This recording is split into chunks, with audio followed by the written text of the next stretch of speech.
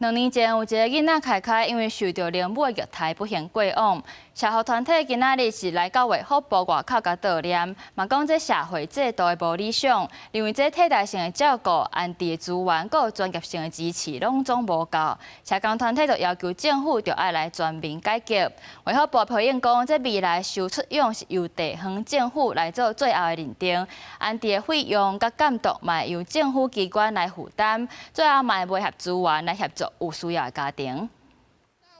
国家侵权应到位，和尚权利不能退。社工团体来到卫福部外口表达诉求，嘛悼念2年前去互灵母虐待不幸过往的囡仔凯凯。社工团体指出，悲剧发生了后，定干来检讨社工，所无去看到规个制度的问题，因批评政府目前修订的通报机制、收出用的办法等等，实际上大量压缩第一线社工家庭陪伴的工课，影响到陪伴的品质。因要求政府爱系统性改革和有效相关权利立法。 改定更多的 SOP 的流程，这样的做法让我们一线的基层的社工伙伴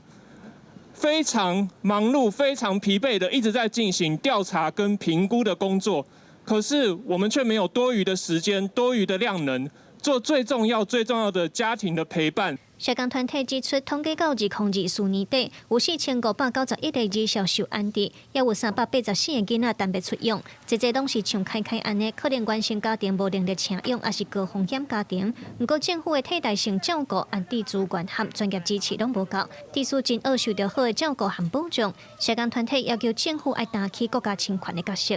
对目前已经确认有一些出养必要性的儿童，常因为机构量能不足而有限的时间在一直等待，是他的依法应该要受到的照顾跟保障的权利，在现行的制度设计下，跟资源配套措施未能到位的情况下，长时间处于悬置的状态。收出养媒和机构评估过以后。 由地方政府来做最后的一个认定，那它的安置费用跟安置的监督就是由政府机关来担负起来，所以运用保姆来做托育，